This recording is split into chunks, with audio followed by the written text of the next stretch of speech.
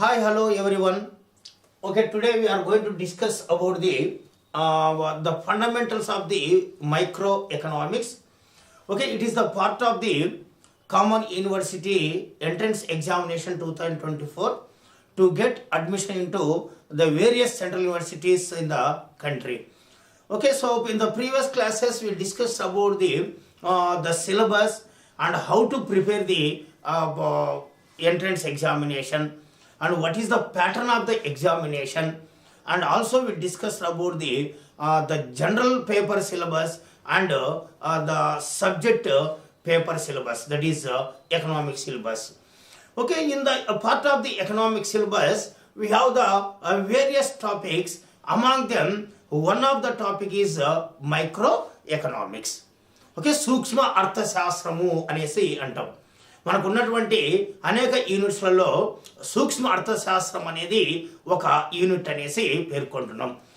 Okay, in the part of this micro economics we have the various topics like this. Okay, we have the consumer theory. Okay, మనకు తెలుసు micro economics అంటేనే పర్టికులర్గా మనం రెండు ప్రధానమైన అంశాల గురించి మనం చర్చించుకుంటాం. ఒకటి కన్సూమర్ థియరీ, మరొకటి producer theory. So that's why the part of the micro economics one of the part is consumer theory. So in this particular theory we are going to discuss about the demand, elasticity of demand, utility అంటే ప్రయోజనము, indifference curve, ఉదాసీనత వక్రరేఖలు, revealed preference theory, consumer surplus.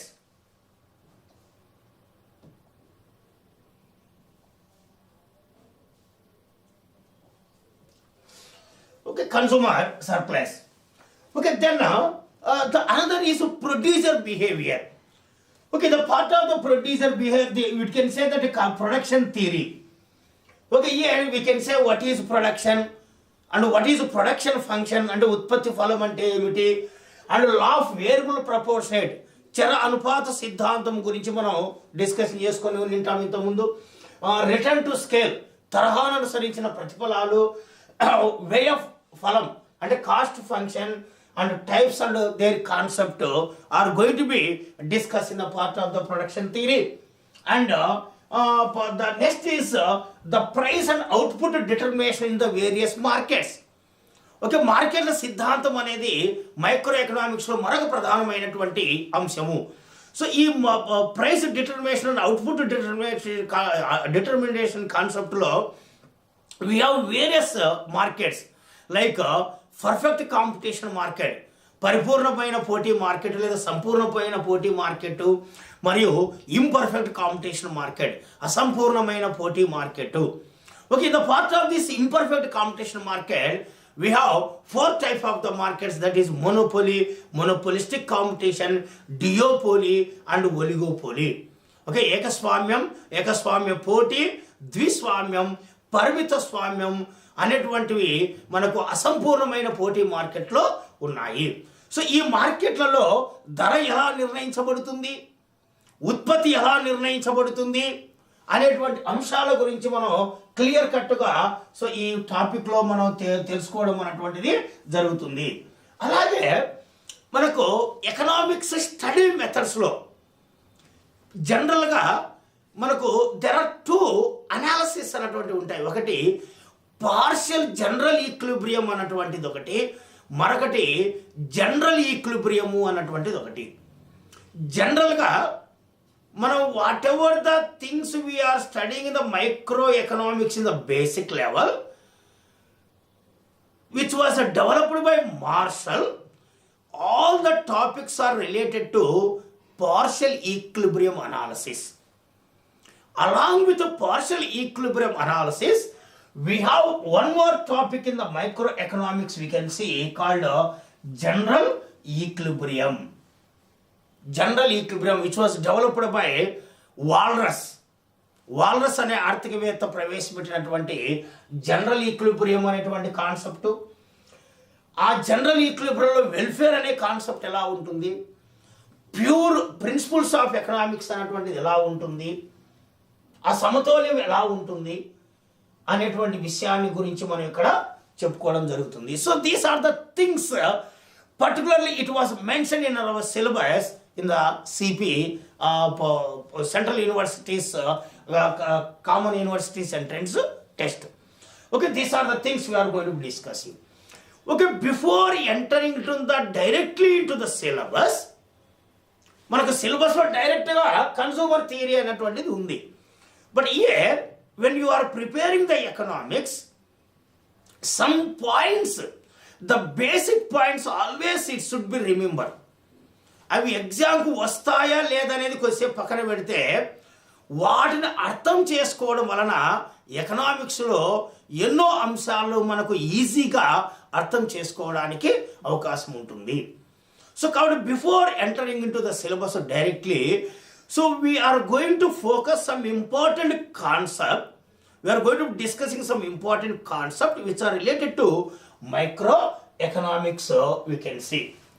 Okay, we know that in 1933, okay, in 1933, the economics was divided by Ragnar Frisch into two subjects. Okay, that is microeconomics and another one is called macroeconomics. Who divided the economics into two parts, that is microeconomics and macroeconomics? That was divided by, Ragnar Frisch. Ragnar Frisch is Sweden economist. Okay, before that it was called simply economics. Okay, economics. But from 1933 onwards, first initially it was divided into micro and macroeconomics. Later it was developed into different disciplines, of course. Okay, so our focus is on microeconomics in today's class. So what is microeconomics, we can say?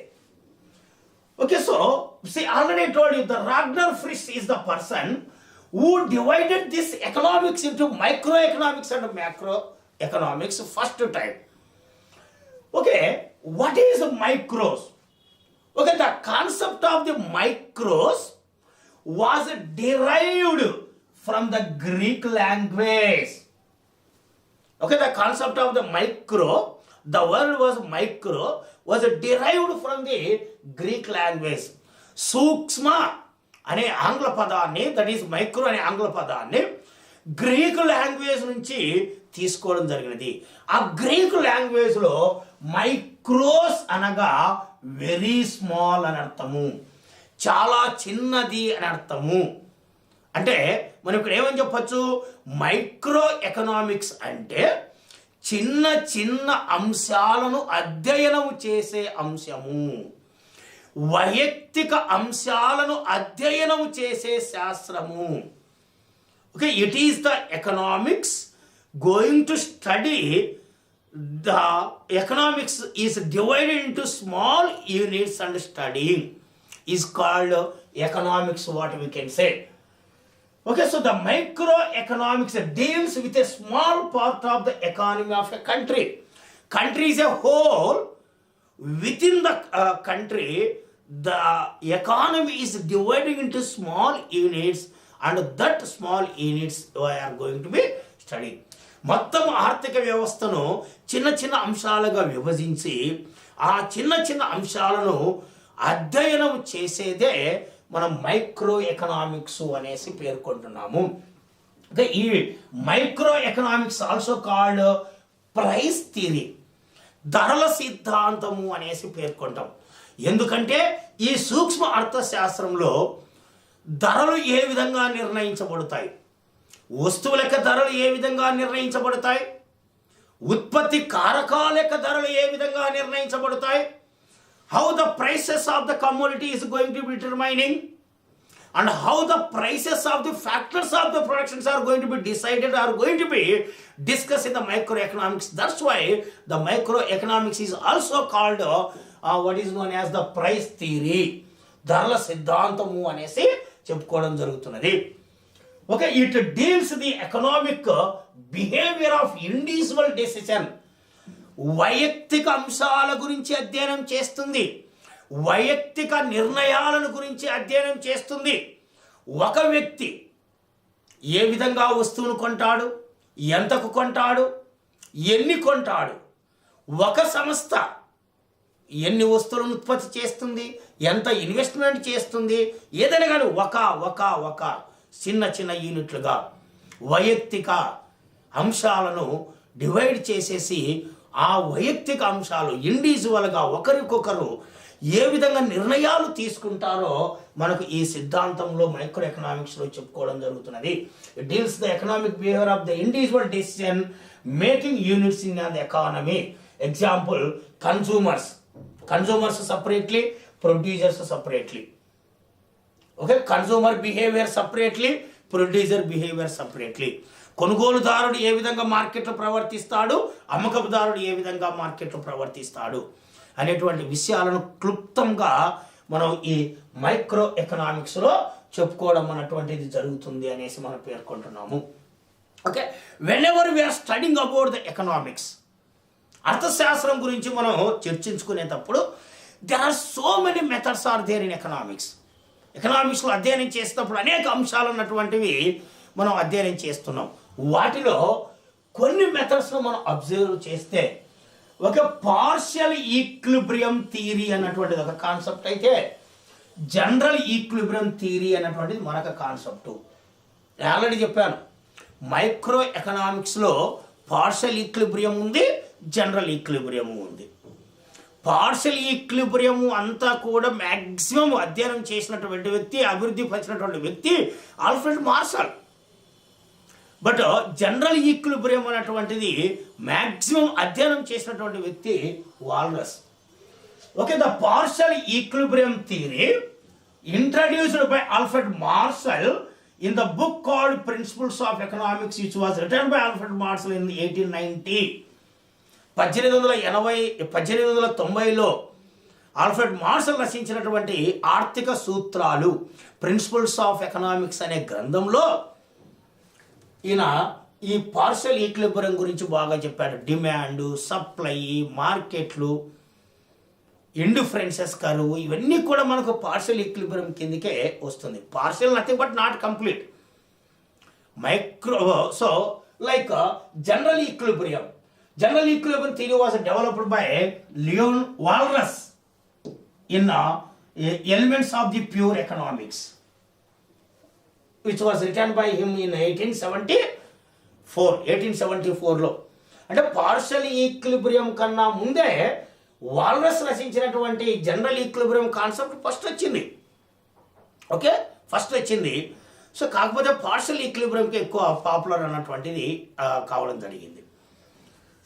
Okay, so the Marshall and Walras they separately develop different methods. We know that is Marshall and Walrus methods fall under the larger umbrella of the neoclassical microeconomics.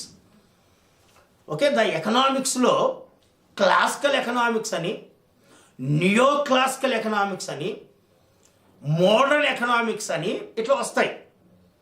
Classical ఎకనామిక్స్కి ఏమో ఆద్యుడు Adam Smith, neoclassical ఎకనామిక్స్కి ఏమో ఆద్యుడు Alfred Marshall. Not only Alfred Marshall, there are so many people like Walrus also will come under the neoclassical economics. Okay, this neoclassical economics focus on how consumers and producers మరియు producers make a rational choice to maximize their economic utility. వినియోగదారులు కానీ ఉత్పత్తిదారులు కానీ ఏ విధంగా తన ఆర్థిక ప్రవర్తనను చేస్తారో, తన ఆర్థిక ప్రవర్తన ద్వారా ఏ విధంగా గరిష్టమైనటువంటి యుటిలిటీ, ప్రయోజనాన్ని పొందడానికి, బెనిఫిట్ పొందడానికి ప్రయత్నిస్తారు ఇక్కడ మనం తెలుసుకోవడం జరుగుతుంది. అయితే ఇక్కడ మనం ఊహించుకోవాల్సినటువంటి విషయం ఏందనేసి అంటే, వాళ్ళ వద్ద ఎన్ని వనరులు ఉన్నాయి, ఎన్ని రీసోర్సెస్ ఉన్నాయి అన్నటువంటిది మనం చూడాలి. సో కాబట్టి వాల్రస్ ఎకనామిక్స్ అయినా, లైక్ మార్షల్ ఎకనామిక్స్ అయినా, అంటే పార్షియల్ ఈక్విలిబ్రియం అయినా, జనరల్ ఈక్విలిబ్రియం అయినా కానీ తన దగ్గర ఎన్ని వనరులు ఉన్నాయో దృష్టిలో పెట్టుకొని, ఎన్ని రీసోర్సెస్ ఉన్నాయో దృష్టిలో పెట్టుకొని, based on the availability of the resources, how can the consumers and producers will get the maximum utility, maximum benefit పొందుతారు, గరిష్టమైనటువంటి ప్రయోజనం లాభం పొందుతారు అనేటువంటి విషయాన్ని మనకు ఈ జనరల్ ఈక్విలిబ్రియంలో కానీ అండ్ పార్షల్ ఈక్విలిబ్రియంలో కానీ మనకు ఎకనామిక్స్లో చెప్పుకోవడం అనేటువంటిది జరుగుతుంది. ఓకే, అలాగే whenever we are talking about this economics, so this economics are also going to be studied into two parts, that is positive economics and normative economics. Positive economics అనే పేరుతో, normative economics అనే పేరుతో కూడా మనం దీన్ని అధ్యయనం చేయడం అన్నటువంటిది జరుగుతున్నది. Okay, when we are talking about this positive economics involves predicting, అంటే ఊహించుకోవడం, అంచనా వేయడం. Okay, the positive economics involves predicting what will happen in the economy if current condition should be change. Positive ఎకనామిక్స్లో అంటే ప్రస్తుతం ఉన్నటువంటి పరిస్థితులలో మార్పు వచ్చినప్పుడు భవిష్యత్తులో ఏమి జరుగుతుంది అనేటువంటిది పాజిటివ్ ఎకనామిక్స్లో ఉంటుంది. అంటే ఇక్కడ మనకు, so for example, the government want provide health care system, the government should increase the expenditure on the health care system.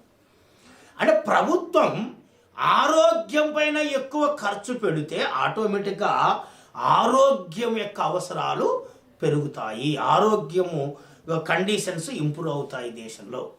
లేదా దేశంలో ఆరోగ్యము అనేటువంటి అంశం ఇంప్రూవ్ కావాలంటే ఆ అంశం పైన, ఆ సెక్టార్ పైన ప్రభుత్వం యొక్క ఖర్చు పెరగవలసి ఉంటుంది.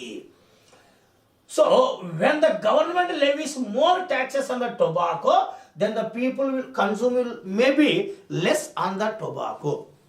పొగాకు ఉత్పత్తుల పైన ప్రభుత్వము పన్నులను రేట్లను బాగా పెంచితే వాటి యొక్క వినియోగము, అంటే పొగాకు యొక్క వినియోగము తగ్గడానికి అవకాశం ఉంటుంది. సో ఈ విధంగా ద ఫ్యాక్ట్ బేస్డ్ ఎకనామిక్స్లో ఉంటుంది, పాజిటివ్ ఎకనామిక్స్లో ఉంటుంది. నో వాల్యూ బేస్డ్, ఇక్కడ వాల్యూస్ అన్నటువంటిది ఏం లేదు. Okay, fact based, what is going to B happening if it is changes. దీంట్లో మార్పు వస్తే ఏమవుతుంది, ఉన్నది ఉన్నట్లు చెప్పే సిద్ధాంతమే పాజిటివ్ ఎకనామిక్స్, సింపుల్గా చెప్పాలంటే. But whenever we are discussing about the normative economics, it is value based economics. విలువలతో కూడుకున్నటువంటి ఆర్థిక వ్యవస్థగా మనం చెప్పొచ్చు. Okay, the normative economics is a opinion on what individuals and business should do in terms of the economic choices.